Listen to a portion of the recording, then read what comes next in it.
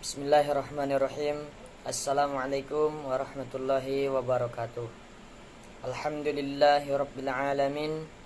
Wassalatu wassalamu ala asyrafil anbiya'i wal mursalin wa ala alihi wa sahbihi ajma'in. Amma ba'du. Alhamdulillah, sama-sama kita bersyukur kepada Allah Subhanahu wa taala yang telah memberikan nikmatnya kepada kita semua, sehingga kita dapat menjalani aktivitas kita sehari-hari, yaitu dalam rangka menghambakan diri kepada Allah dan untuk memenuhi kebutuhan hidup kita. Yang selanjutnya bersolawat kepada Rasulullah sallallahu alaihi wasallam dengan ucapan Allahumma sholli wa sallim ala sayyidina Muhammad wa ala ali sayyidina Muhammad. Oke, baiklah teman-teman, di sini saya akan menyampaikan kesimpulan daripada makalah yang berjudul tentang hakikat kurikulum. Perlu kita ketahui apa itu pengertian dari kurikulum. Kurikulum dalam pendidikan Islam dikenal dengan kata manhaj, yang berarti jalan yang terang yang dilalui seseorang, baik orang itu guru atau jurulatih atau ayah atau yang lainnya, meliputi semua unsur proses pendidikan dan semua unsur-unsur rencana dalam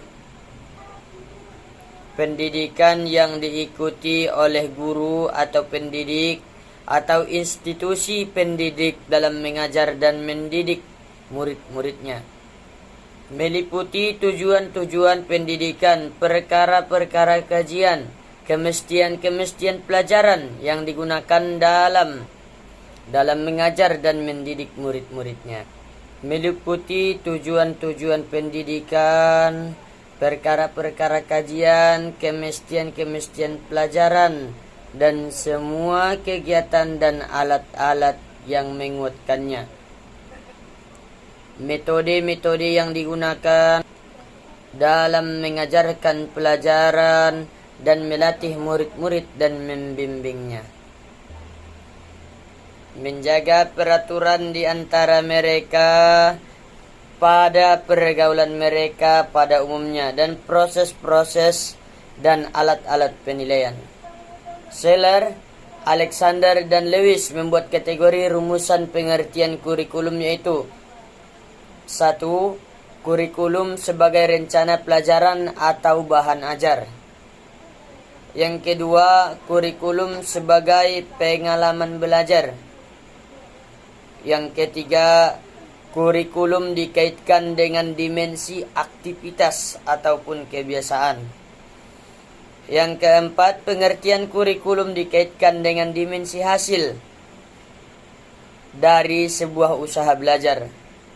Yang kelima, pengertian kurikulum sebagai suatu disiplin ilmu. Dan yang keenam, pengertian kurikulum sebagai suatu sistem.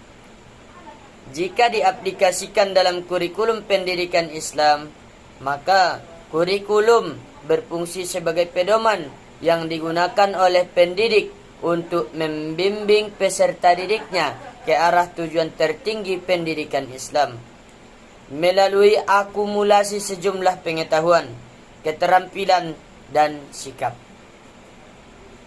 Dalam hal ini, proses pendidikan Islam bukanlah suatu proses yang dapat dilakukan secara serampangan, tetapi hendaknya mengacu kepada konseptualisasi manusia paripurna ataupun yang disebut insan kamil, yang strateginya telah tersusun secara sistematis dan dalam kurikulum pendidikan Islam. Dalam menentukan atau memilih kurikulum, mempertimbangkan aspek tujuan agama dan akhlak.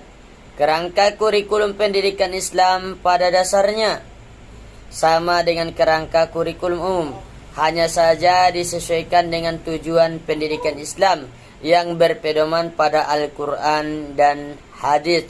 Kerangka kurikulum tersebut adalah tujuan, isi kurikulum, metode, dan evaluasi kurikulum. Dengan demikian, kurikulum berfungsi sebagai pedoman atau acuan bagi guru. Kurikulum itu berfungsi sebagai pedoman dalam melaksanakan proses pembelajaran. Bagi kepala sekolah dan pengawas, kurikulum itu berfungsi sebagai pedoman dalam melaksanakan supervisi atau pengawasan. Bagi orang tua, kurikulum itu berfungsi sebagai pedoman dalam membimbing anaknya belajar di rumah. Sedangkan bagi masyarakat, kurikulum itu berfungsi sebagai pedoman untuk memberikan bantuan bagi terselenggaranya proses pendidikan di sekolah. Bagi siswa itu sendiri, kurikulum berfungsi sebagai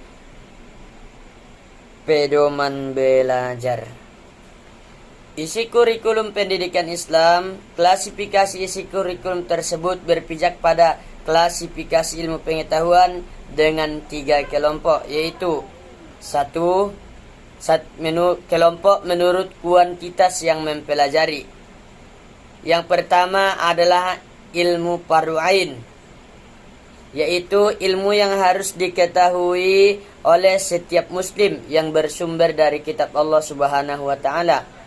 Yang kedua, ilmu fardu kifayah, yaitu ilmu yang cukup dipelajari oleh sebagian orang muslimin saja, seperti ilmu yang berkaitan dengan masalah duniawi, misalnya ilmu hitung, kedokteran, teknik pertanian, industri, dan lain sebagainya.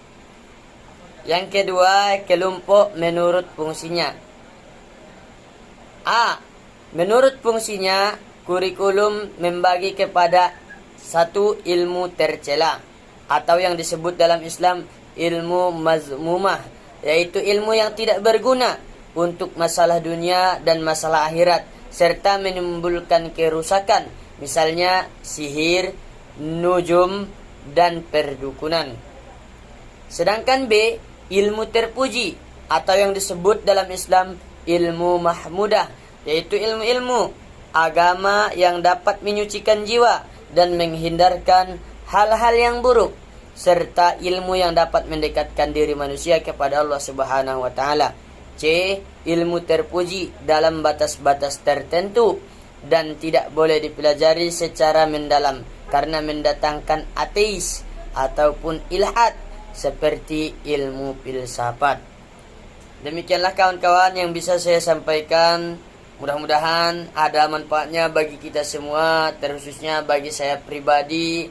Semoga apa yang saya bacakan ini dapat mendapat berkah dari Allah Subhanahu wa taala dan bisa saya amalkan di dunia ini. Dan terkhususnya untuk kawan-kawan yang masih berjuang, mudah-mudahan dimudahkan oleh Allah Subhanahu wa taala. Apabila ada kata-kata saya yang salah, saya mohon maaf. Wabillahi taufiq wal hidayah. Wassalamualaikum warahmatullahi wabarakatuh.